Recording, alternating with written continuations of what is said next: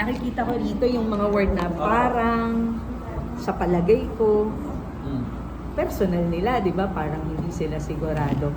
Pero ang ano natin dito, balik ano na ako sasaglitan ko na lang itong dulo Kasi nagtaka lang ako, bakit sa recommendation nyo, kasama ang officials, yung mga referees na nilagay nyo dun sa recommendation.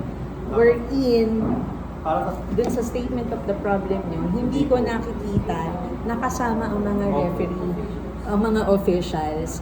And kasi ako rin, official ako, nag-officiate ako. Parang walang naging part na naging madaya or sabihin na natin na parang naging negative ang decision ng referee dahil LGBT siya. Wala akong nakikitang gano'n.